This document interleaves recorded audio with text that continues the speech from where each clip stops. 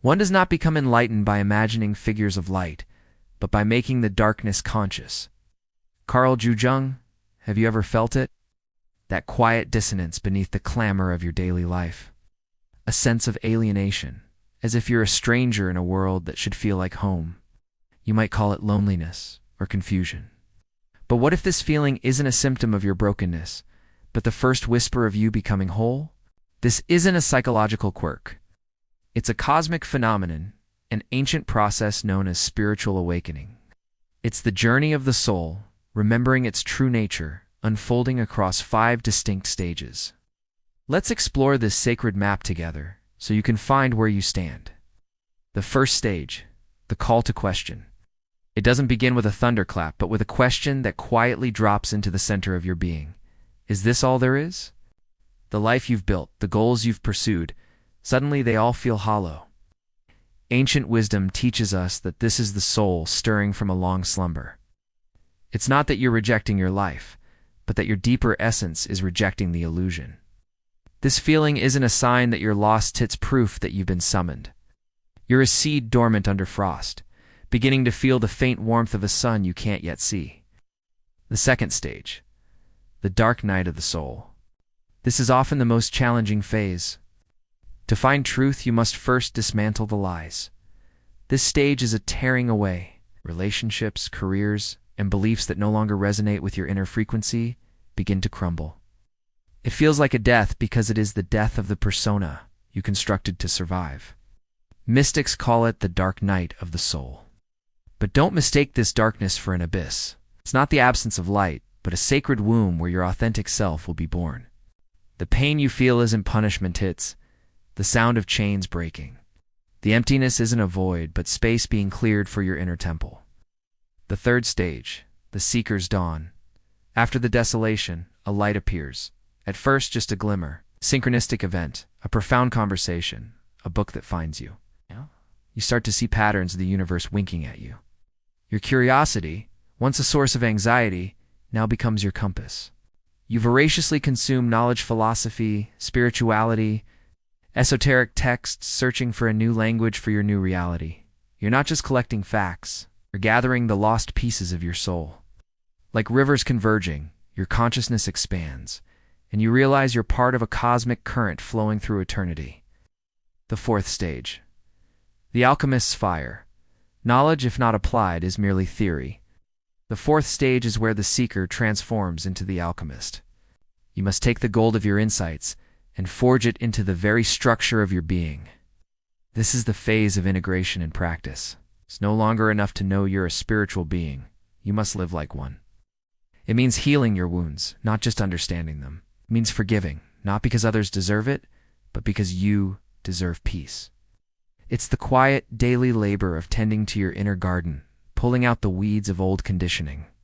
You learn that your energy is your most sacred currency, and you begin to create your reality from the inside out. The fifth stage, the beacon. Finally, you arrive. Not at an endpoint, but at a new way of being. This is the phase of radiance. The inner work has transformed your vibrational frequency. Your mere presence becomes a source of calm. You no longer seek answers because you've become a living question, inspiring others to find their own answers. You understand that your journey was never just for you. Like a star finding its place in a constellation, your light helps others navigate their darkness. Your life is no longer a struggle but a dance. You're the silent lighthouse on a stormy coast, not chasing ships, but simply being a light, showing the way home. So look within, honor those questions, embrace that darkness, do the work. Because you're not just a human having a spiritual experience. You're a spiritual being remembering how to human. This journey of spiritual awakening isn't a straight path. It's a spiral, revisiting familiar territory at deeper levels. Each stage bleeds into the next, and you may find yourself cycling through them multiple times. The key is to recognize where you are and to understand that each phase, no matter how challenging, serves a purpose. In the first stage, as the call to question echoes through your being, remember that discomfort is the price of admission to a more authentic life. Your restlessness is a gift, urging you to look beyond the veil of everyday existence. Embrace the questions, for they are the first steps on the path to wisdom. As you enter the dark night of the soul, know that this crucible of transformation is necessary. It's in this darkness that your false self dissolves, making way for your true essence to emerge. This stage may feel like an endless winter, but spring always follows. Trust in the process, even when it feels like you're falling apart. You're not falling apart. You're falling into place. When the seeker's dawn breaks, savor the light of new understanding. This is a time of excitement and discovery, but be wary of spiritual materialism. The goal isn't to accumulate spiritual knowledge like trophies, but to let that knowledge transform you. Let your newfound insights percolate through your being, changing not just what you know, but who you are. In the Alchemist's fire, you'll face the challenge of walking your talk. This is where rubber meets the road, where lofty ideals must be grounded in daily practice. It's one thing to understand forgiveness intellectually. It's another to forgive in the face of deep hurt. One thing to know the importance of presence. Another to remain present when life throws you curveballs. This stage is about embodiment, living your truth, not just speaking it. Finally, as you become a beacon, remember that true enlightenment is not an escape from the world, but a deep and compassionate engagement with it.